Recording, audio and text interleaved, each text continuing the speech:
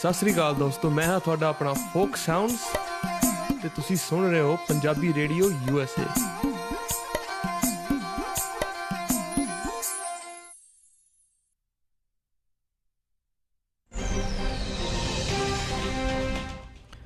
Punjabi radio USA सुन रहे सारे ही मानयोग ਅਤੇ ਸਤਿਕਾਰਤ ਸਰੋਤਿਆਂ ਨੂੰ ਬਹੁਤ ਪਿਆਰ ਸਤਿਕਾਰ ਸਹਿਤ ਦੋਨੋਂ ਜੋੜ ਕੇ ਨਿੱਕੀ ਜਿਹੀ ਸਤਿ ਸ੍ਰੀ ਅਕਾਲ ਸਭ ਨੂੰ ਜੀਆਂ ਨੂੰ ਆਖਦੇ ਹਾਂ। ਸੋ ਤੇ ਪ੍ਰੋਗਰਾਮ ਖਬਰ ਤੇ ਨਜ਼ਰ ਦੇ ਵਿੱਚ ਆਪ ਸਭ ਦਾ ਨਿੱਘਾ ਸਵਾਗਤ ਕਰਦੇ ਹਾਂ। ਮੇਰੇ ਨਾਲ ਪ੍ਰੋਗਰਾਮ ਖਬਰ ਤੇ ਨਜ਼ਰ ਦੇ ਵਿੱਚ ਇਸ ਟਾਈਮ ਜੁੜ ਚੁੱਕੇ ਨੇ ਮਿੰਟੂ ਗੁਰੂਸਰੀਆ ਜੀ ਮਲੋਟ ਸਟੂਡੀਓਜ਼ ਤੋਂ। ਮਿੰਟੂ ਜੀ ਨਿੱਘੀ ਜੀ ਆਇਆਂ ਨੂੰ ਪਿਆਰ ਭਰੀ ਸਤਿ ਸ੍ਰੀ ਅਕਾਲ।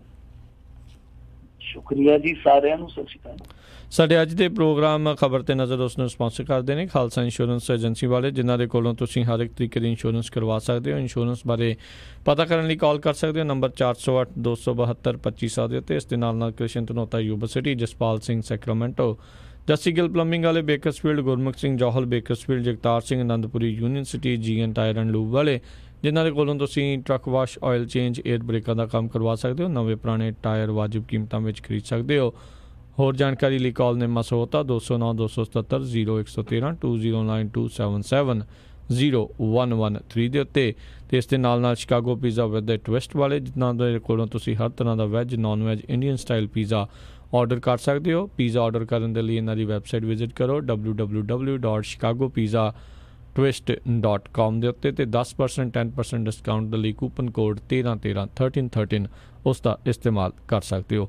ਇਹਨਾਂ ਸਾਰਿਆਂ ਦਾ ਬਹੁਤ ਬਹੁਤ ਧੰਨਵਾਦ। ਜੇਕਰ ਤੁਸੀਂ ਜਾਂ ਕੋਈ ਹੋਰ ਕਾਰੋਬਾਰ ਇਸ ਪ੍ਰੋਗਰਾਮ ਨੂੰ ਸਪਾਂਸਰ ਕਰਨਾ ਚਾਹੁੰਦੇ ਹੋ, ਸੰਪਰਕ ਕਰੋ 408 722 7698 408 722 7698 ਦੇ ਉੱਤੇ। ਮਿੰਟੂ ਜੀ, ਗੱਲਬਾਤ ਦਾ ਸਿਲਸਿਲਾ ਸ਼ੁਰੂ ਕਰਦੇ ਹਾਂ। ਪੰਜਾਬ ਦੇ ਕਿਸਾਨ ਹੜਤਾਲ ਪਹਿਲਾਂ ਹੀ ਮੁਕਾਉਣ ਦਾ ਉਹਨਾਂ ਨੇ ਐਲਾਨ ਕਰ ਦਿੱਤਾ। ਦੇਖੋ, ਜਿਹੜੀ ਇਹ ਹੜਤਾਲ ਸੀਗੀ ਵੈਸੇ ਤੇ ਚੱਲਣੀ ਸੀ 10 ਤਰੀਕ ਤੱਕ ਜੀ। ਪਹਿਲਾਂ ਨਾ ਨੇ 10 ਤੋਂ ਬੱਸ ਹੀ ਕਰਨ ਦਾ ਫੈਸਲਾ ਕਰ ਲਿਆ ਕਿ 10 ਤੋਂ ਪਹਿਲੇ ਬੱਸ ਕਰ ਦਿੱਤੀ ਜਾਵੇ। ਇਹਦਾ ਮਤਲਬ ਇਹ ਆ ਕਿ ਜਿਹੜੀ ਹੜਤਾਲ ਮਿੱਥੇ ਸਮੇਂ ਤੇ ਜਾ ਕੇ ਖਤਮ ਹੋਣੀ ਸੀਗੀ, ਯਾਨੀ ਭਾਰਤ ਬੰਦ ਦੇ ਸੱਦੇ ਤੋਂ ਬਾਅਦ ਇਹ ਇਸ ਕੰਮ ਤੇ ਪਹੁੰਚਣੀ ਸੀਗੀ, ਉਹ ਹੜਤਾਲ ਇਹਨਾਂ ਨੇ ਅੱਧ-ਵਾਟੀ ਹੈ ਜਿਹੜੀ ਉਹ ਖਤਮ ਕਰਨ ਦਾ ਐਲਾਨ ਕਰ ਦਿੱਤਾ। ਉਹ ਸ਼ਾਇਦ ਇਸ ਕਰਕੇ ਕਿਉਂਕਿ ਅੱਜ ਦੀਆਂ ਜੇ ਤੁਸੀਂ ਅਖਬਾਰਾਂ ਫੋਲੋਗੇ ਤੇ ਭਰੀਆਂ ਪਈਆਂ ਨੇ, ਥਾਂ ਥਾਂ ਬੁਰਸ਼ਾਗਰਦੀ ਹੋਣ ਲੱਗ ਪਈ, ਥਾਂ ਥਾਂ ਟਕਰਾਅ ਹੋਣ ਲੱਗ ਪਏ, ਥਾਂ ਥਾਂ ਗੁੰਡਾਗਰਦੀ ਹੋਣ ਲੱਗ ਪਈ, ਇੱਥੋਂ ਤੱਕ ਕਿ ਪਰਚੇ ਹੋਣ ਲੱਗ ਪਏ ਇੱਕ ਦੂਜੇ ਤੇ। ਸੋ ਸ਼ਾਇਦ ਇਹ ਇੱਕ ਦਬਾਅ ਬਣ ਗਿਆ ਜਿਹੜੀਆਂ ਇੱਥੇ ਲੀਡ ਕਰਦੀਆਂ ਪਈਆਂ ਸਨ ਕਿਸਾਨ ਯੂਨੀਅਨਾਂ ਕਿ ਇਸ ਹੜਤਾਲ ਨੂੰ ਇੱਥੇ ਖਤਮ ਕਰ ਦਿੱਤੀ ਜਾਵੇ, ਨਹੀਂ ਤੇ ਅੱਗੇ ਚੱਲ ਕੇ ਸਥਿਤੀਆਂ ਕਿਤੇ ਇਹੋ ਜਿਹੀਆਂ ਨਾ ਬਣ ਜਾਣ ਕਿ ਕੰਮ ਜਿਹੜਾ ਹੱਥ ਚੋਂ ਨਿਕਲ ਜਾਵੇ। ਖੈਰ, ਅੱਜ ਵੀ ਗਿੱਦੜਬਾਹਾ ਦੇ ਵਿੱਚ ਇੱਕ ਕਿਸਾਨ ਨੂੰ ਬਹੁਤ ਕੁੱਟਿਆ ਰੇਹੜੀ ਯੂਨੀਅਨ ਵਾਲਿਆਂ ਨੇ, ਕਿਉਂਕਿ ਉਹ ਜਾ ਕੇ ਉੱਥੇ ਸਬਜ਼ੀ ਸਟਾਉਂਦੇ ਪਏ ਸੀਗੇ। ਬਾਕੀ ਤੇ ਨਿਕਲ ਕੇ ਜਦੋਂ ਹੱਲਾ ਕਰਕੇ ਪਏ, ਉਹ ਇੱਕ ਕਾਬੂ ਆ ਗਿਆ। ਕਾਬੂ ਵੀ ਇਹੋ ਜਿਹਾ ਕਸੂਤਾ ਆਇਆ ਕਿ ਉਹਨੂੰ ਬਚਾ ਕੇ ਥਾਣੇ ਲਿਆਂਦਾ CID ਵਾਲਿਆਂ ਨੇ। ਅੱਗੋਂ ਥਾਣੇ ਵਾਲਿਆਂ ਨੇ ਡਰਦਿਆਂ ਨੇ ਪਤਾ ਨਹੀਂ ਗੇਟ ਬੰਦ ਕੀਤਾ ਸੀ ਜਾਂ ਉੱਦਾਂ ਹੀ ਥਾਣੇ ਦਾ ਉਹ ਗੇਟ ਬੰਦ ਰੱਖਦੇ ਆ, ਉਹਨਾਂ ਨੇ ਗੇਟ ਨਹੀਂ ਖੋਲਿਆ ਤੇ ਉਹ ਜਿਹੜੀ ਭੀੜ ਆ ਉਹਨੂੰ ਧੂ ਕੇ ਲੈ ਗਈ। ਬਹੁਤ ਜ਼ਿਆਦਾ ਕੁੱਟਿਆ ਉਹਨੂੰ ਗਿੱਦੜਬਾਹਾ ਦੇ ਵਿੱਚ। ਇਸ ਤਰ੍ਹਾਂ ਹੋਰ ਕਈ ਥਾਈਂ ਟਕਰਾਅ ਹੋਏ ਆ, ਹੋਰ ਵੀ ਹੋਏ ਆ, ਬਰਾਏ ਤਾਂ ਗੋਲੀ ਵੀ ਚੱਲੀ ਆ, ਪਟਿਆਲੇ ਵੀ ਇਮਕਾਨ ਬਣ ਗਿਆ ਇਸ ਤਰ੍ਹਾਂ ਦਾ, ਹੁਸ਼ਿਆਰਪੁਰ ਵੀ ਇਸ ਤਰ੍ਹਾਂ ਦਾ ਹੋਇਆ। ਇੱਥੇ ਅਬੋਹਰ ਦੇ ਲਾਗੇ ਤੇ ਇੱਕ ਟਰੱਕ ਵੀ ਲੁੱਟਿਆ ਗਿਆ, ਦੱਸਦੇ ਗੰਢਿਆਂ ਵਾਲਾ ਟਰੱਕ ਲੁੱਟ ਕੇ ਜਨਤਾ ਲੈ ਗਈ ਆ। ਕਿਸਾਨ ਯੂਨੀਅਨ ਨਾਲ ਕਹਿੰਦੇ ਕਿ ਸਾਨੂੰ ਤੇ ਪਤਾ ਹੀ ਨਹੀਂ ਕਿ ਸਾਡੇ ਨਾਲ ਦੇ ਤੇ ਹੈ ਨਹੀਂ ਗੇ। ਹੁਣ ਪਤਾ ਨਹੀਂ ਕਿੱਧਰੋਂ ਆਏ ਆ ਬੰਦੇ, ਜਿਹੜੇ ਮਾਰਖੋਰੇ ਬੰਦੇ ਸੀ ਜਿਹੜੇ ਮਾਰਖੋਰੀ ਕਰਕੇ ਤੇ ਚਲੇ ਗਏ। ਖੈਰ, ਇਹ ਸਾਰਾ ਜਿਹੜਾ ਵਾਪਰਿਆ ਵਰਤਾਰਾ ਉਸ ਤੋਂ ਬਾਅਦ ਹੀ ਇਸ ਨਤੀਜੇ ਤੇ ਪਹੁੰਚੇ ਕਿ ਅੱਜ ਇਹਨਾਂ ਨੇ ਦੁਪਹਿਰੇ ਐਲਾਨ ਕਰ ਦਿੱਤਾ ਕਿ ਭਾਈ ਹੁਣ ਬਸ 6 ਤਰੀਕ ਨੂੰ, ਕਿਉਂਕਿ ਮਨਸੌਰ ਦੇ ਵਿੱਚ ਜੋ ਗੋਲੀਕਾਂਡ ਵਾਪਰਿਆ ਸੀਗਾ ਉਹ ਗੋਲੀਕਾਂਡ ਵਾਪਰਿਆ ਸੀਗਾ 6 ਜੂਨ ਨੂੰ, ਇਹਨਾਂ ਨੇ ਉਸੇ ਦਿਨ ਇਸ ਹੜਤਾਲ ਨੂੰ ਖਤਮ ਕਰਨ ਦਾ ਐਲਾਨ ਕਰ ਦਿੱਤਾ। ਮੇਰੇ ਖਿਆਲ ਦੇ ਨਾਲ ਠੀਕ ਹੈ। ਜਿਹੜਾ ਕਿਸਾਨ ਅੰਦੋਲਨ ਸੀ, ਹੁਣ ਪੰਜਾਬ ਦੇ ਵਿੱਚ ਜੇ ਵੇਖੀਏ ਕਿਸਾਨ ਅੰਦੋਲਨ ਘੱਟ ਲੱਗਦਾ ਸੀ, ਨੁਕਸਾਨ ਅੰਦੋਲਨ ਜ਼ਿਆਦਾ ਲੱਗਦਾ ਸੀਗਾ। ਨੁਕਸਾਨ ਹੀ ਹੋ ਰਿਹਾ ਸੀਗਾ। ਉਹਦਾ ਨੁਕਸਾਨ ਇੱਕ ਜਿਹੜਾ ਮੇਰੇ ਖਿਆਲ ਦੇ ਨਾਲ ਹੋ ਵੀ ਚੁੱਕਾ। ਦੇਖੋ, ਜਿਹੜੀਆਂ ਖੱਜਲ ਖੁਆਰੀਆਂ ਹੋਈਆਂ ਵੱਖਰੀਆਂ, ਜਿਹੜੀਆਂ ਪੈਸੇ ਦੀਆਂ ਜਾਂ ਆਰਥਿਕ ਤੌਰ ਤੇ ਬਰਬਾਦੀਆਂ ਹੋਈਆਂ ਉਹ ਵੱਖਰੀਆਂ, ਜਿਹੜੀਆਂ ਇੱਕ ਦੂਜੇ ਦੇ ਵਿੱਚ ਖਾਈਆਂ ਬਣ ਗਈਆਂ ਉਹ ਇੱਕ ਵੱਖਰਾ ਵਿਸ਼ਾ। ਪਰ ਸਭ ਤੋਂ ਵੱਡੀ ਗੱਲ ਤੇ ਇਹ ਆ ਨਾ ਕਿ ਦੇਖੋ, ਪੰਜਾਬ ਜਿਹਨੇ ਕਿ ਬਹੁਤ ਜ਼ਬਰਦਸਤ ਰਿਸਪੌਂਸ ਦਿੱਤਾ ਸੀਗਾ, ਤਾਂ ਉਹ ਅੱਜ ਜਿਸ ਤਰੀਕੇ ਦੇ ਨਾਲ ਠੱਗਿਆ ਮਹਿਸੂਸ ਕਰਦਾ ਉੱਥੋਂ ਦਾ ਕਿਸਾਨ, ਤਾਂ ਇਹਦਾ ਮਤਲਬ ਇਹ ਆ ਕਿ ਜਿਹੜੀ ਨਰਿੰਦਰ ਮੋਦੀ ਦੀ ਸਰਕਾਰ ਹੈ ਜਿਹਦੇ 'ਚ ਇੱਕ ਬੜਾ ਜ਼ਬਰਦਸਤ ਦਬਾਅ ਬਣ ਸਕਦਾ ਸੀਗਾ ਇਸ ਚੁਣਾਵੀ ਵਰ੍ਹੇ ਦੇ ਦੌਰਾਨ, ਤਾਂ ਮੇਰੇ ਖਿਆਲ ਦੇ ਨਾਲ ਕਾਫੀ ਹੱਦ ਤੱਕ ਉਹ ਮੁਕਤ ਹੋ ਜਾਏਗੀ ਪੰਜਾਬ ਵੱਲੋਂ। ਕਿਉਂਕਿ ਇਹ ਜਿਹੜਾ ਅੰਦੋਲਨ ਅੱਜ ਫੇਲ ਹੋਇਆ ਹਾਲ ਦੀ ਘੜੀ, ਅਸੀਂ ਬੜਾ ਦਰਦ ਆਉਂਦਾ ਜਦੋਂ ਕਿਸਾਨ ਦਾ ਅੰਦੋਲਨ ਫੇਲ ਹੁੰਦਾ, ਪਰ ਇਹ ਫੇਲ ਤਾਂ ਹੋਇਆ ਕਿਉਂਕਿ ਇਹਦੇ ਜਿਹੜੇ ਰਹਿਬਰ ਸੀਗੇ, ਇਹਦੇ ਅਗਵਾਨੂ ਸੀਗੇ ਜਿਹੜੇ, ਉਹ ਜਾਂ ਤੇ ਅਣਜਾਣ ਸੀਗੇ ਤੇ ਜਾਂ ਬਹੁਤੀ ਜ਼ਿਆਦਾ ਚਲਾਕ ਸੀਗੇ। ਤਾਂ ਇਹਦਾ ਸਿੱਟਾ ਹੁਣ ਇੱਕ ਇਹੋ ਹੀ ਨਿਕਲਦਾ ਆ ਕਿ ਨਰਿੰਦਰ ਮੋਦੀ ਦੀ ਸਰਕਾਰ ਜਿਹੜੀ ਆ ਉਹ ਮੇਰੇ ਖਿਆਲ ਦੇ ਨਾਲ ਕਿਤੇ ਨਾ ਕਿਤੇ ਫ੍ਰੀ ਹੈਂਡ ਹੋ ਜਾਏਗੀ, ਕਿਉਂਕਿ ਦਬਾਅ ਨਹੀਂ ਹੋਏਗਾ।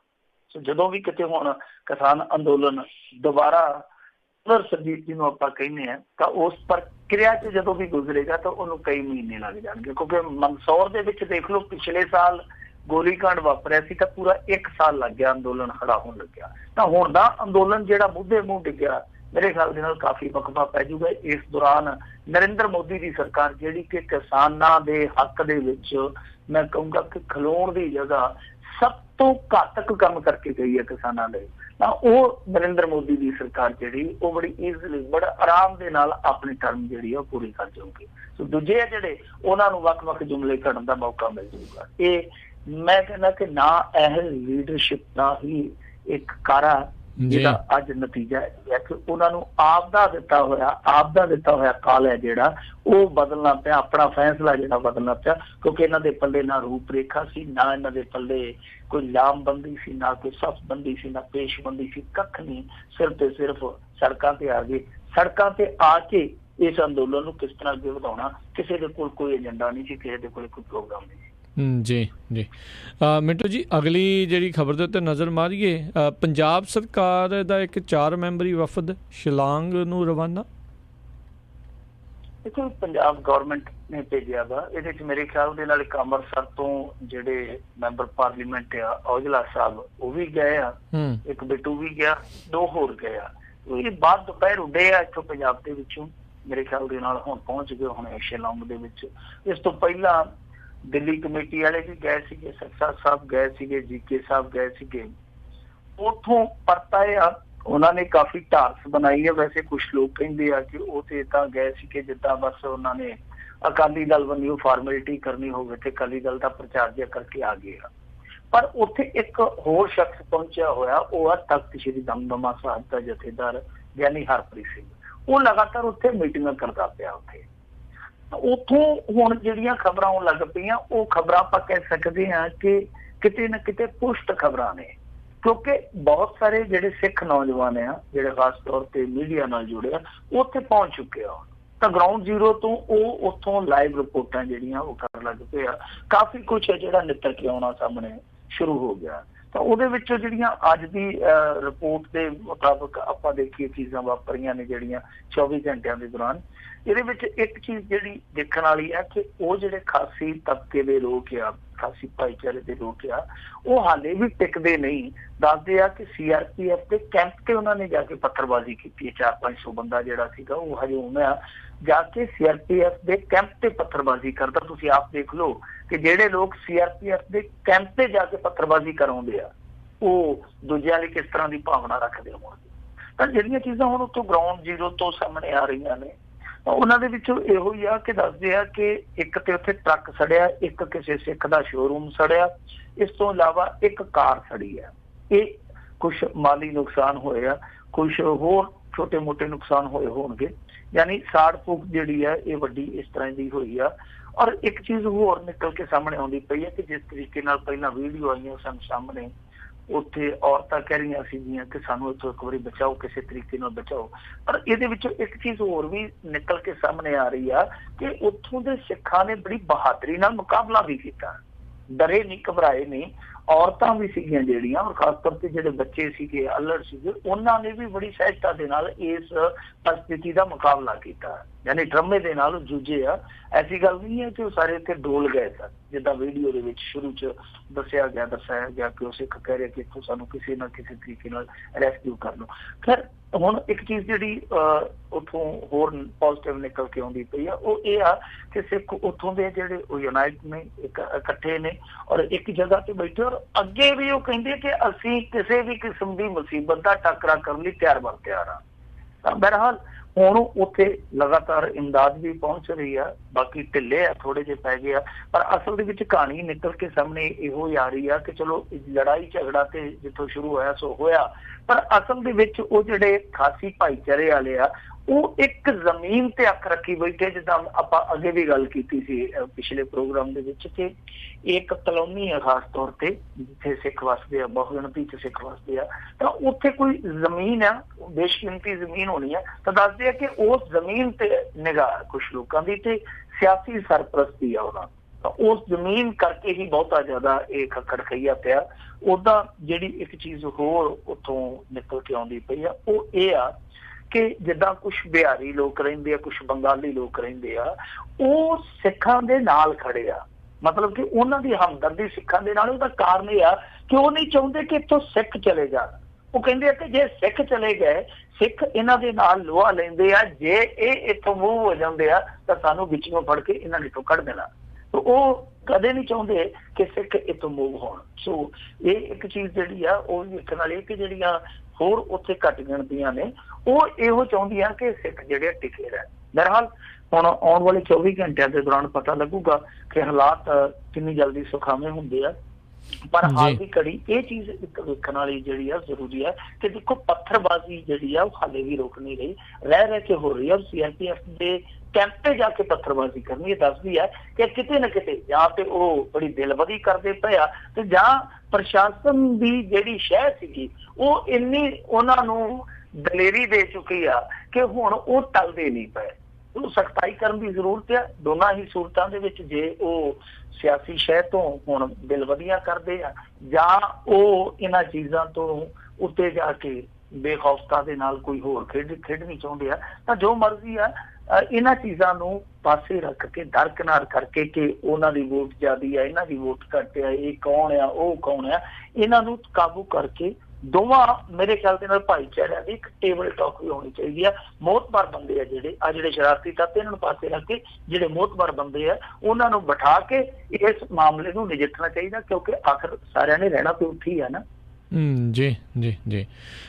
ਅਗਲੀ ਜਿਹੜੀ ਆਪਾਂ ਗੱਲ ਮਿੰਟੂ ਜੀ ਕਰਦੇ ਹਾਂ ਵੀ ਮੱਧ ਪ੍ਰਦੇਸ਼ ਵਿੱਚ ਫਰਜ਼ੀ ਵੋਟਰਾਂ ਦਾ ਮਾਮਲਾ ਭਖਿਆ। ਕੋਈ ਵੋਟ ਕੋਈ ਇੱਕ ਅੱਧੀ ਨਹੀਂ ਹੈ, ਜਿਹੜਾ ਦਾਅਵਾ ਕੀਤਾ ਕਾਂਗਰਸ ਨੇ ਉਹ ਸੁਣ ਕੇ ਤੇ ਬੰਦੇ ਦੇ ਦਿਮਾਗ ਦੀਆਂ ਚੂੜਾਂ ਹਿੱਲ ਜਾਂਦੀਆਂ।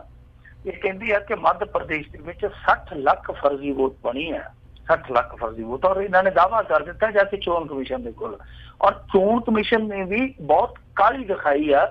ਉਹਨਾਂ ਨੇ 3-4 ਟੀਮਾਂ ਬਣਾ ਦਿੱਤੀਆਂ ਤੇ 7 ਤਰੀਕ ਤੱਕ ਕਿਹਾ ਕਿ ਰਿਪੋਰਟ ਪੇਸ਼ ਕਰੋ। ਯਾਨੀ ਮਾਮਲਾ ਜਿਹੜਾ ਬਹੁਤ ਗੰਭੀਰ ਆ, ਅਤੀ ਸੰਵੇਦਨਸ਼ੀਲ ਆ।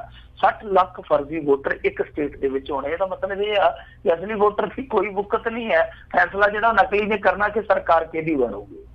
ਤਾਂ ਇਸ ਮਾਹੌਲ ਦੇ ਵਿੱਚ ਹੁਣ ਜਿਹੜੀਆਂ ਚੀਜ਼ਾਂ ਨਿਕਲ ਕੇ ਆਈਆਂ, ਖਾਸ ਤੌਰ ਤੇ ਕਮਲਨਾਥ ਜੋਤੀਰਾਦਿੱਤਿਆ ਸਿੰਧਿਆ ਨੇ ਜਿਸ ਤਰੀਕੇ ਨਾਲ ਪ੍ਰੈਸ ਕਾਨਫਰੰਸ ਕਰਕੇ ਇਹ ਤੱਥ ਰੱਖੇ ਆ, ਉਹ ਹੈਰਾਨ ਕਰਦੇ ਆ। ਕਹਿੰਦੇ ਆ ਕਿ ਦੇਖੋ ਪਿਛਲੇ 10 ਸਾਲਾਂ 'ਚ ਜਿਹੜੀ ਆਬਾਦੀ ਵਧੀ ਆ ਉਹ ਮਹਿਜ਼ 24% ਵਧੀ ਆ, ਜਿਹੜੀਆਂ ਵੋਟਾਂ ਉਹ 40% ਵੱਧ ਗਈਆਂ। ਕਿਵੇਂ ਹੋ ਗਿਆ? ਸਾਨੂੰ ਜਵਾਬ ਦਿਓ। ਤਾਂ ਜਵਾਬ ਉੱਥੇ ਕਿਸੇ ਨੂੰ ਆਉਣਦਾ ਨਹੀਂ ਪਿਆ। ਵੈਸੇ ਨਾ ਪਿਛਲੇ ਸਾਲ ਮੇਰੇ ਖਿਆਲ ਦੇ ਨਾਲ ਪਿਛਲੇ ਸਾਲ ਜਾਂ ਪਿਛਲੇ ਇਲੈਕਸ਼ਨ ਦੇ ਵਿੱਚ, ਕਿਸੇ ਇਲੈਕਸ਼ਨ ਦੇ ਵਿੱਚ ਇਹ ਇੱਕ ਗੱਲ ਸਾਹਮਣੇ ਆਈ ਸੀਗੀ ਕਿ ਮੱਧ ਪ੍ਰਦੇਸ਼ ਹੈ ਜਿਹੜਾ ਉਹ ਨਵੇਂ ਵੋਟਰਾਂ ਦੇ ਮਾਮਲੇ 'ਚ ਚੋਟੀ ਤੇ ਆ, ਯਾਨੀ 26% ਨਵੇਂ ਵੋਟਰ ਜੁੜੇ ਸੀਗੇ। ਇੱਕ ਰਿਕਾਰਡ ਸੀ ਪੂਰੇ ਇੰਡੀਆ 'ਚ।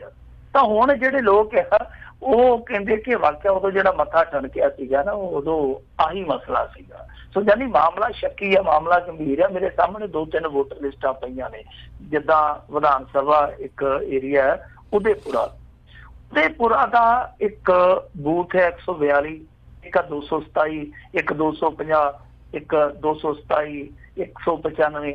ਇਹਨਾਂ ਸਾਰੇ ਬੂਥਾਂ ਦੇ ਉੱਤੇ ਇੱਕੋ ਹੀ ਬੀਬੀ ਦੀ ਫੋਟੋ ਆ, ਉਹਦੇ ਨਾਮ ਵੱਖੋ ਵੱਖ ਆ, ਵੋਟ ਸਾਰੀ ਹੈ ਜਿਹੜੀ ਉਹ ਇੱਕ ਬੀਬੀ ਦੀ ਆ। ਯਾਨੀ ਇੰਨੇ ਬੂਥਾਂ ਦੇ ਵਿੱਚ ਜਿਹੜੇ ਮੈਂ ਤੁਹਾਨੂੰ ਗਿਣਾਏ ਆ, ਹਾਲਾਂਕਿ ਹੋਰ ਛੁੱਟ ਗਿਆ ਜੇ ਮੈਂ ਗਿਣਾਉਣ ਲੱਗਾ ਤੇ ਬਹੁਤ ਸਾਰੇ ਆ, ਯਾਨੀ ਇੱਕ ਬੀਬੀ ਦੀ ਫੋਟੋ ਲੱਗੀ ਆ ਤੇ 30 ਬੂਥਾਂ ਦੇ ਵਿੱਚ ਉਹਦੀ ਵੋਟ ਬਣੀ ਆ ਵੱਖ-ਵੱਖ ਨਾਵਾਂ ਤੇ। ਇਹ ਤਾਂ ਇੱਕ ਹੋਰ ਬੜਾ ਦਿਲਚਸਪ ਮਾਮਲਾ।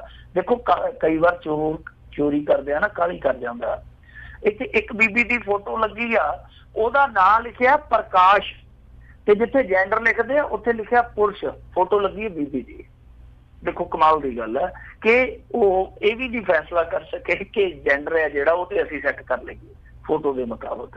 सो इस तरह दी बड़ियां ऊणताइयां निकलदियां पईयां। अज इन्हां ने प्रैस कॉन्फ्रेंस करके कला कला तत्थ सारा सामने रखिया। दतिया इलाके दे विचों भी एक चीज जिहड़ी आ वो बड़ी दिलचस्प निकल के आउंदी पई आ। उत्थों दी जे वोटर लिस्ट तुसीं देखोगे ते उत्थे एक महल्ला दस्सिया 0 नंबर, जद कि पूरे दतिया दे विच दसदे आ कि 0 नंबर महल्ला कोई है ही नहींगा। ते लोग लभदे फिरदे आ कि 0 नंबर कित्थे पैदा हो गया। तां ओहदे विच 250 वोट दस्सी गई है कि उस महल्ले की 250 वोट है। तो इस तरह संकेत मिलते पे आ कि खेड जिहड़ी आ काफी वड्डे पद्धर ते खेडी गई है। बहरहाल हुण इंतजार करते हैं 7 तरीक का, जदों चोण कमीशन दीयां जिहड़ियां टीमां ने वो रिपोर्ट लैके ते हाज़र होणगीਆਂ। जी जी जी। अगली जिहड़ी आपां गल करते हैं, सेखड़ी ही अपनी सरकार के फैसले के विरोध विच उतरिया। कह सकते हैं कि सेखड़ी की हेकड़ी है जिहड़ी वो हाले भी टलदी नहीं है, बेशक हुण हार गया। खैर ये जिहड़ा अश्वनी सेखड़ी आ कांग्रेस का बड़ा सिर कट आगू आ और बिजनेसमैन भी है। मसला की है? मसला ये आ कि पोस्ट मैट्रिक स्कॉलरशिप दे विच तुहानूं पता ही है कि इत्थे बहुत वड्डे पद्धर ते पंजाब 'च हेर-फेर होई सी और इस हेर-फेर बाबत कैग दी रिपोर्ट दे विच भी जिक्र होया सीगा कि किस तरह निजी कालजां दे विच पोस्ट मैट्रिक स्कॉलरशिप के पैसे नाल हेर-फेर किया गया सीगा। खैर हुण इन्हां ने की कीता, कांग्रेसियां ने कुछ चीज़ां सही कीतियां। कांग्रेसियां ने जिद्दां फेक पेंशनर कढ़ दिते सी, इन्हां ने हज़ारां की तादाद दे विच नीले कार्ड वाले कढ़ दिते। हालांकि कार्रवाई कोई नहीं सी हुई, जिन्हां लोकां ने बनाए वो लोग बच बचा के निकल गए। पर एक चीज़ इन्हां ने होर चंगी कीती सीगी कि पोस्ट मैट्रिक स्कॉलरशिप वाली जिहड़ा ना ऑडिट करा के सारी हेर-फेर जिहड़ी सामने ले आंदी सीगी। तां इहदे च मेरे ख्याल दे नाल जिन्नी मैनूं जानकारी आ कि 90% ऑडिट होया, यानी पूरे कालजां दा। 100% नहीं हाले होया। 100% होया तो फिर शायद हो सकदा कि अंक हो जाए। इस 90% ऑडिट दे विच ये गल निकल के आउंदी पई सीगी कि 450 करोड़ रुपये का इधर उधर होया। तो ये मुढ़ली जानकारी सी। हालांकि जनतक तौर पर इन्हों ने कोई भी रिपोर्ट हाले तक शाया नहीं की सरकार वालियां ने। तो हुण इन्हों ने की कीता सीगा कि कैबिनेट दे विच आ जिहड़ी पिछे जी मीटिंग हुई है 2-3 दिन पहला, इहदे विच एक फैसला कीता सीगा कि जिन्हां जिन्हां कालजां ने ये मलाई छकी आ तो उन्हां तो 9% ब्याज समेत ये जिहड़ी राशि आ वसूल की जाऊगी। हुण सेखड़ी ने रौला पा लिया। सेखड़ी कहंदा कि देखो मैं मुख्यमंत्री नूं मिल के ते अपनी गल दसूंगा, ये मामला जिहड़ा ये एडा सौखा नहीं, एडा सरल नहीं जिहड़ा समझदे आ। मतलब कि वो ये 9% ब्याज वाली जां राशि वापसी वाली गल तो किते ना किते चिड़िया। वो कहंदा कि असीं लोक हितां 'च काम करदे पए हां ते असीं बेशक ऐतकी ऐसी बच्चों की पैसे लैके एडमिशन करांगे, क्योंकि साडे कोल पैसों तो बगैर होर कोई चारा नहीं बचता, क्योंकि पोस्ट मैट्रिक स्कॉलरशिप का जिहड़ा पैसा वो रोकिया पिया। यानी इन्होंने साफ ये भी कर दिता कि जिहड़ी ऐतकी की एडमिशन होगी, मतलब कि जिहड़ा करंट सैशन आ, तो इस विद्यक सैशन दे विच जिहड़े गरीब बच्चे एडमिट होणगे कालजां दे विच, तां उहनां दी फीस जिहड़ी आ पहिलां रखाई जाऊगी। ये भी इन्होंने साफ कर दिता। दूजा यह कि मैं जाके ते अपना पक्ष है जिहड़ा कैप्टन अमरिंदर सिंह कोल इस मामले च रखूंगा। जे कोई गड़बड़ की गई है किसी वालों तो फिर कार्रवाई हो जाए, पर पहले साडी गल जिहड़ी आ वो दिल खोल के सुन ली जाए। तो कहने का मतलब ये हुआ कि सेखड़ी साहब किते ना किते अपनी एसोसीएशन का पक्ष पूरदे पे। एसोसीएशन इदा कि जिहड़े निजी कालज आ इन्हां दी एक संस्था बनी आ ते उहदे मुखी आ सेखड़ी साहब। इन्हां दे अपने भी कालज चलदे आ, जिहदी गल दा रट्टा ज्यादा वो इहो ही आ कि इन्हां दे अपने भी कालज, वैसे भी कालज तुहानूं पता ही आ अजकल पंजाब दे विच जां ते सियासी लोकां दे चलदे जां संतां साधां दे चलदे आ। जे नहीं तो फिर कई जिहड़े साबका अफसर है वो चलाई बैठे, वो खोली बैठे आ। सो सेखड़ी साहब किते ना किते पक्ष इस करके पूरदे पे क्योंकि इन्हां दा भी अपना बिजनेस है जिहड़ा प्रभावित हो रहा। तो मेरे ख्याल दे नाल सेखड़ी साहब ने ये चीज़ सोच लेनी चाहिए, विचार लेनी चाहिए कि जे किसी ने हेराफेरी की आ, इस तरह चोर बाजारी की ते जे ये ओहदे नाल खड़दे आ, तो मेरे ख्याल दे नाल इंसाफ नहीं। क्योंकि देखो इन्होंने बेड़ा गर्क करके रख दिता। पोस्ट मैट्रिक स्कॉलरशिप जिहड़ी है वो पंजाब दे विच दम तोड़ चुकी है और पहला वधिया पढ़ाई करी जाते सन गरीब बच्चे। हुण नरेंद्र मोदी सरकार ने शर्तां बदल दित्तियां, सारा बोझ जिहड़ा कैप्टन सरकार ते आ पिया। ਤਾਂ ਕੁੱਲ ਮਿਲਾ ਕੇ ਤਾਂ ਹੀ ਸੇਖੜੀ ਸਾਹਿਬ ਹੋਰੀ ਕਹਿੰਦੇ ਆ ਕਿ ਹੁਣ ਐਤਕੀ ਅਸੀਂ ਬੱਚਿਆਂ ਦੀ ਐਡਮਿਸ਼ਨ ਫੀਸ ਲੈ ਤੋਂ ਬਿਨਾਂ ਉਹਨਾਂ ਨੂੰ ਦਾਖਲਾ ਨਹੀਂ ਦੇਣਾ। ਤਾਂ ਇਹ ਸਾਰਾ ਕੁਛ ਜਿਹੜਾ ਵਾਪਰਿਆ ਇਹ ਇਹਨਾਂ ਦੇ ਪੈਰੋਂ ਹੀ ਵਾਪਰਿਆ। ਮੈਂ ਇਹ ਨਹੀਂ ਕਹਿੰਦਾ ਕਿ ਸੇਖੜੀ ਸਾਹਿਬ ਜਾਂ ਪਰਟੀਕੂਲਰ ਕੋਈ ਹੋਰ ਕਾਲਜ ਆ, ਮੈਂ ਇਹ ਕਹਿੰਦਾ ਕਿ ਜਿਹੜੇ ਭ੍ਰਿਸ਼ਟੇ ਲੋਕ ਸੀਗੇ, ਜਿਹੜੇ ਬਦਨੀਤੀ ਰੱਖਣ ਵਾਲੇ ਲੋਕ ਸੀਗੇ, ਉਹਨਾਂ ਕਰਕੇ ਹੀ ਅੱਜ ਇਹ ਇਸ ਸਮੇਂ ਦੀ ਨੌਬਤ ਆ ਕਿ ਜਿਹੜੇ ਗਰੀਬ ਬੱਚੇ ਆ ਉਹਨਾਂ ਲਈ ਕਾਲਜਾਂ ਦਾ ਦਰਵਾਜ਼ਾ ਜਿਹੜਾ ਬੰਦ ਜਾਂਦਾ। ਜੀ ਜੀ ਜੀ ਅਗਲੀ ਜਿਹੜੀ ਆਪਾਂ ਗੱਲ ਕਰਦੇ ਹਾਂ ਮਿੰਟੂ ਜੀ, ਵੀ ਜਿਹੜੇ BJP ਦੇ ਪ੍ਰਧਾਨ ਨੇ ਅਮਿਤ ਸ਼ਾਹ, ਉਹਨਾਂ ਨੇ ਅਕਾਲੀ ਲੀਡਰਾਂ ਨਾਲ ਮੀਟਿੰਗ ਬੁਲਾਈ ਆ। ਨਹੀਂ, ਪ੍ਰਧਾਨ ਨਾਲ ਹੀ ਮੀਟਿੰਗ ਬੁਲਾਈ ਆ। ਜੀ ਜੀ ਜੀ, ਉਹਨਾਂ ਨੇ ਪ੍ਰਧਾਨ ਦੋਵੇਂ ਇਕੱਠੇ ਹੋਣਗੇ, ਉਹ ਮਸ਼ਹੂਰੀ ਨਹੀਂ ਆਉਂਦੀ, ਖੂਬ ਜਮੇਗਾ ਰੰਗ ਜਬ ਮਿਲ ਬੈਠੇਗੇ। ਹੁਣ ਇੱਥੇ ਤਿੰਨ ਤੇ ਨਹੀਂ ਕਹਿ ਸਕਦੇ, ਦੋ ਹੀ ਕਹਿ ਸਕਦੇ ਪ੍ਰਧਾਨ। ਤੇ ਦੋਵਾਂ ਦੇ ਵਿੱਚ ਇੱਕ ਕਾਮਨ ਖੂਬੀ ਇਹ ਵੀ ਹੈ ਕਿ ਜਦੋਂ ਜਿੱਤਦੀ ਹੋਵੇ ਪਾਰਟੀ ਫਿਰ ਅੱਗੇ ਆ ਕੇ ਖੜ ਜਾਂਦੇ ਆ, ਐ ਕਰ ਦਿੱਤਾ ਉਹ ਕਰ ਦਿੱਤਾ, ਢੱਕ ਕੇ ਰੱਖਦੀ ਮਰੂਦਾਂ ਦੀ ਰੇਹੜੀ। ਜਦੋਂ ਹਾਰ ਜਾਂਦੇ ਆ ਦੋਵੇਂ ਨਜ਼ਰ ਨਹੀਂ ਆਉਂਦੇ, ਫਿਰ ਪਾਰਟੀ ਦੇ ਵਰਕਰ ਆ ਜਿਹੜੇ ਉਹ ਹੀ ਲੜੀ ਜਾਂਦੇ, ਤੂੰ ਰਾਤਾ ਤੂੰ ਰਾਤਾ ਤੂੰ ਰਾਤਾ। ਖੈਰ ਇਹ ਇਹਨਾਂ ਦੀ ਕਾਮਨ ਖੂਬੀ ਹੈ। ਤਾਂ ਦੋਵਾਂ ਨੇ 7 ਜੂਨ ਨੂੰ ਹੁਣ ਚੰਡੀਗੜ੍ਹ ਦੇ ਵਿੱਚ ਇੱਕ ਮਿਲਣੀ ਕਰਨੀ ਹੈ। ਵੈਸੇ ਸੁਖਬੀਰ ਸਿੰਘ ਬਾਦਲ ਆ ਜਿਹੜੇ ਦਿੱਲੀ ਦਾ ਜਿੰਮਾ ਰੱਖੀ ਬੈਠੇ ਆ, ਅੱਜ ਦੀ ਤਾਂ ਹਰਸਿਮਰਤ ਕੌਰ ਬਾਦਲ ਨੇ ਵੀ ਇੱਕ ਪ੍ਰੈਸ ਕਾਨਫਰੰਸ ਕੀਤੀ ਹੈ, ਕਿਉਂਕਿ ਤੁਹਾਨੂੰ ਪਤਾ ਹੀ ਆ ਉਹ ਕੇਂਦਰੀ ਵਜ਼ੀਰ ਨੇ। ਤਾਂ ਨਰਿੰਦਰ ਮੋਦੀ ਦੀ ਇੱਕ ਇਸ ਸਮੇਂ ਪੈਂਤੜੇਬਾਜ਼ੀ ਆ, ਉਹਨੇ ਪੈਂਤੜਾ ਇਹ ਮੰਨਿਆ ਹੋਇਆ ਕਿ ਜਿੰਨੇ ਵੀ ਮੰਤਰੀ ਨੇ ਕੈਬਨਿਟ ਦੇ, ਉਹ ਆਪਣੇ ਆਪਣੇ ਕੰਮਾਂ ਦਾ ਬਿਊਰਾ ਜਿਹੜਾ ਉਹ ਲੋਕਾਂ ਦੇ ਵਿੱਚ ਦੇਣ। ਬਹੁਤ ਕੁਛ ਕਰਦਾ ਪਿਆ ਨਰਿੰਦਰ ਮੋਦੀ। ਇਹਨਾਂ ਨੇ ਤਾਂ ਤੁਹਾਡੀ ਜਾਣਕਾਰੀ ਲਈ ਮੈਂ ਦੱਸਾਂ, ਇੱਕ ਟੈਂਡਰ ਵੀ ਕੱਢ ਦਿੱਤਾ, ਆਨਲਾਈਨ ਟੈਂਡਰ ਕੱਢ ਕੇ ਇੱਕ ਕੰਪਨੀ ਹਾਇਰ ਕਰਨ ਬਾਰੇ ਸੋਚਿਆ, ਜੋ ਸੋਸ਼ਲ ਮੀਡੀਆ ਨੂੰ ਵਾਚੇਗੀ, ਵੇਖੇਗੀ, ਸੈਂਸਿਟਿਵ ਪੋਸਟਾਂ ਖੰਗਾਲੇਗੀ, ਉਸ ਤੋਂ ਬਾਅਦ ਉਹਨਾਂ ਨੂੰ ਕਾਊਂਟਰ ਕਰੇਗੀ ਤੇ ਨਾਲ ਰਾਸ਼ਟਰਵਾਦਤਾ ਦਾ ਪ੍ਰਸਾਰ ਕਰੂਗੀ। ਮਤਲਬ ਕਿ ਮੋਨੀਟਰਿੰਗ ਫੁੱਲ ਹੋਏਗੀ। ਲੋਕ ਇਹ ਵੀ ਕਹਿੰਦੇ ਆ ਕਿ ਹੋ ਸਕਦਾ ਕਿ ਆਧਾਰ ਕਾਰਡ ਵਾਲਾ ਡਾਟਾ ਵੀ ਕੰਮ ਕਰ ਜਾਵੇ। ਤਾਂ ਇਹ ਚੀਜ਼ਾਂ ਵੀ ਹੋ ਰਹੀਆਂ ਨੇ। ਨਾਲ ਇਹ ਜਿਹੜੀਆਂ ਪ੍ਰੈਸ ਕਾਨਫਰੰਸਾਂ ਦਾ ਚੱਲਦਾ ਪਿਆ ਦੌਰ ਜਿਹੜਾ, ਉਹ ਤੇ ਸਾਰਾ ਨਾਲ ਤੁਰਿਆ ਜਾਂਦਾ। ਹੁਣ ਨਾਲ ਇੱਕ ਚੀਜ਼ ਜਿਹੜੀ ਆ ਉਹ ਪੰਜਾਬ ਦੀ ਰਾਜਨੀਤੀ ਚੋਂ ਇਹ ਨਿਕਲ ਕੇ ਆਉਂਦੀ ਪਈ ਹੈ ਕਿ ਦੋਵੇਂ ਪ੍ਰਧਾਨ ਜਿਹੜੇ ਆ 7 ਜੂਨ ਨੂੰ ਸਿਰ ਜੋੜਨਗੇ। ਹੁਣ ਇਹ ਮਸਲਾ ਕਾਹਦੇ ਕਰਕੇ ਆ, ਉਹ ਸ਼ਾਇਦ ਇੱਕ ਤਾਂ ਇਹ ਆ ਕਿ ਬੀਤੇ ਚ ਆਪਾਂ ਜੇ ਵੇਖੀਏ ਦੋਵੇਂ ਧਿਰਾਂ ਜਿਹੜੀਆਂ, ਦੋਵੇਂ ਤਨਜ਼ੀਮਾਂ ਜਿਹੜੀਆਂ ਉਹ ਥੋੜੀਆਂ ਦੂਰ ਨਜ਼ਰ ਆਈਆਂ ਨੇ। ਖਾਸ ਤੌਰ ਤੇ ਪ੍ਰੇਮ ਸਿੰਘ ਚੰਦੂ ਮਾਜਰਾ ਦਾ ਖੁੱਲੇ ਰੂਪ ਦੇ ਵਿੱਚ ਹੱਲਾ ਬੋਲਣਾ, ਵਿਰਸਾ ਸਿੰਘ ਵਲਟੋਆ ਦਾ ਹੱਲਾ ਬੋਲਣਾ, ਨਰੇਸ਼ ਕੁਮਾਰ ਗੁਜਰਾਲ ਨੇ ਤਾਂ ਇਹਨਾਂ ਦੀ ਅਹੀ ਤਹੀ ਫੇਰ ਦਿੱਤੀ ਸੀਗੀ, ਔਰ ਉਹਨੇ ਤੇ ਪਾਰਲੀਮੈਂਟ ਦੇ ਵਿੱਚ ਖੜ ਕੇ ਭਾਰਤੀ ਜਨਤਾ ਪਾਰਟੀ ਦੀਆਂ ਧੱਜੀਆਂ ਉਡਾ ਦਿੱਤੀਆਂ ਸੀਗੀਆਂ। ਸੋ ਕਿਤੇ ਨਾ ਕਿਤੇ ਇਹਨਾਂ ਦੋਨਾਂ ਦੇ ਵਿੱਚ ਸਭ ਅੱਛਾ ਨਹੀਂ ਅੰਦਰ ਖਾਤੇ, ਇਹ ਸਾਫ਼ ਜ਼ਾਹਿਰ ਆ।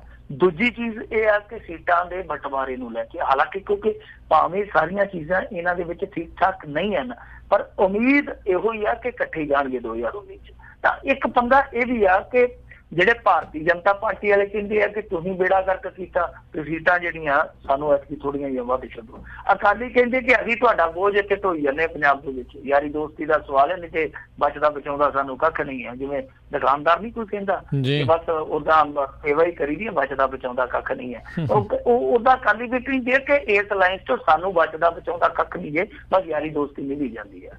ਤਾਂ ਇਹ ਵੀ ਇੱਕ ਚੀਜ਼ ਜਿਹੜੀ ਆ ਹੋ ਸਕਦੀ ਹੈ। ਬਾਕੀ ਕੁੱਲ ਮਿਲਾ ਕੇ ਜਿਹੜੀ ਚਰਚਾ ਤੇ ਸ਼ਾਇਦ ਪੰਜਾਬ ਨੂੰ ਲੈ ਕੇ ਹੀ ਆ, ਕਿਉਂਕਿ 2019 ਹੈ ਜਿਹੜਾ ਉਹਦਾ ਬਿਗਲ ਵੱਜ ਚੁੱਕਾ। ਜਿਵੇਂ ਮੈਂ ਤੁਹਾਨੂੰ ਕਹਿ ਦਿੱਤਾ ਕਿ ਕਿਤੇ ਹਵਨ ਹੁੰਦੇ ਪਏ, ਕਿਤੇ ਇਹ ਕੰਪਨੀਆਂ ਹਾਇਰ ਹੁੰਦੀਆਂ ਪਈਆਂ, ਕਿਤੇ ਪੱਤਰਕਾਰਾਂ ਨੂੰ RSS ਭਰਮਾਉਂਦਾ ਪਿਆ। ਬੜੀ ਵੱਡੀ ਖਬਰ ਆ ਕਿ 10,000 ਦੇਸ਼ ਦੇ ਅੰਦਰ ਪੱਤਰਕਾਰ ਐਸਾ ਇਹਨਾਂ ਨੇ ਚੁਣਿਆ ਜਿਨ੍ਹਾਂ ਤੱਕ RSS ਅਪਰੋਚ ਕਰਦਾ ਪਿਆ ਕਿ ਹੁਣ ਵੇਲਾ ਆ ਗਿਆ, ਜਿਹੜੀਆਂ ਤੁਹਾਨੂੰ ਮਠਿਆਈਆਂ ਖਵਾਈਆਂ ਕਿਰਪਾ ਕਰਕੇ ਉਹਨਾਂ ਦਾ ਮੁੱਲ ਮੋੜ ਦਿਓ। ਜੀ ਜੀ, ਅਗਲੀ ਜਿਹੜੀ ਆਪਾਂ ਕਰਦੇ ਹਾਂ ਮਿੰਟੂ ਜੀ ਇਹ ਗੱਲ, ਵੀ ਮਲੂਕੇ ਹੁਣਾਂ ਨੇ ਕਹਿੰਦੇ ਸਾਫ਼ ਕੀਤਾ ਵੀ ਮੇਰਾ ਜ਼ਮੀਨ ਘੁਟਾਲੇ ਦੇ ਵਿੱਚ ਨਹੀਂ ਸੀ ਕੋਈ ਹੱਥ।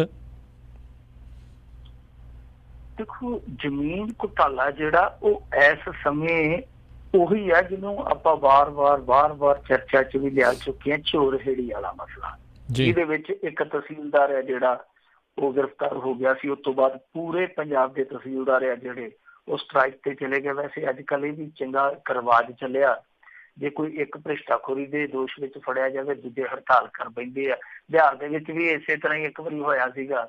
ਇੱਕ ਦਰੋਗਾ ਰਿਸ਼ਵਤ ਲੈਂਦਾ ਫੜਿਆ ਗਿਆ ਤੇ ਦੂਜੇ ਸਾਰੇ ਦਰੋਗੇ ਕਹਿੰਦੇ ਕਿ ਆ ਪਈਆਂ ਨੇ ਸਾਡੀਆਂ ਪੇਟੀਆਂ, ਅਸੀਂ ਵੀ ਨੌਕਰੀ ਨਹੀਂ ਕਰਨੀ। ਕਹਿੰਦੇ ਭੁੱਖਾ ਮਰਨਾ ਅਸੀਂ, ਇੱਕ ਬੰਦਾ ਸਾਡਾ ਮਰ ਗਿਆ, ਇੱਕ ਬੰਦਾ ਸਾਡਾ ਫਸ ਗਿਆ ਤੇ ਫਿਰ ਸਾਡਾ ਸਾਥ ਇਹਨਾਂ ਫਰਜ਼ ਬਣਦਾ, ਕੱਲ ਨੂੰ ਸਾਡੀ ਵਾਰੀ ਆ ਸਕਦੀ ਆ।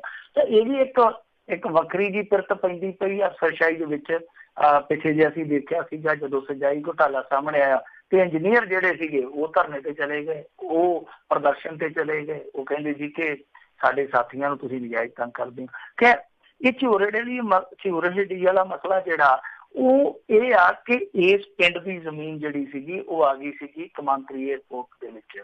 ਤਾਂ ਇਸ ਜ਼ਮੀਨ ਦੇ ਬਦਲੇ ਇਹਨਾਂ ਨੂੰ ਬਹੁਤ ਵੱਡੀ ਕੀਮਤ ਮਿਲੀ ਸੀਗੀ। ਮੇਰੇ ਖਿਆਲ ਦੇ ਨਾਲ ਕਿੱਲੇ ਦਾ ਇਹਨਾਂ ਨੂੰ ਮੁਆਵਜ਼ਾ ਮਿਲਿਆ ਸੀਗਾ ਸ਼ਾਇਦ 1.5 ਕਰੋੜ ਰੁਪਈਆ। ਤਾਂ ਜ਼ਮੀਨ ਚੌਖੀ ਸੀ ਪਿੰਡ ਦੀ, 36 ਕਿੱਲੇ ਜ਼ਮੀਨ ਸੀਗੀ, ਮਰਬੇ ਦੇ ਉੱਤੇ ਜ਼ਮੀਨ ਸੀ। ਤਾਂ ਇਸ ਜ਼ਮੀਨ ਦਾ ਜਿਹੜਾ ਪੈਸਾ ਸੀਗਾ ਇਹਦੇ ਨਾਲ ਇਹਨਾਂ ਨੇ ਫਤਿਹਗੜ੍ਹ ਸਾਹਿਬ ਦੇ ਪਿੰਡ ਕਰੀਮਪੁਰ ਤੇ ਕੰਡੀਪੁਰ ਦੇ ਵਿੱਚ ਜ਼ਮੀਨ ਖਰੀਦੀ ਸੀ। ਤਾਂ ਜਿਹੜੀ ਜ਼ਮੀਨ ਖਰੀਦੀ ਸੀਗੀ ਉਹ ਜਿਹੜਾ ਕਲੈਕਟਰ ਰੇਟ ਹੁੰਦਾ ਉਹ ਤੋਂ 6 ਗੁਣਾ ਵੱਧ ਮੁੱਲ ਦੇ ਕੇ ਤਾਰ ਕੇ ਤੇ ਉਹ ਜ਼ਮੀਨ ਦਾ ਸੌਦਾ ਕੀਤਾ ਗਿਆ ਸੀ।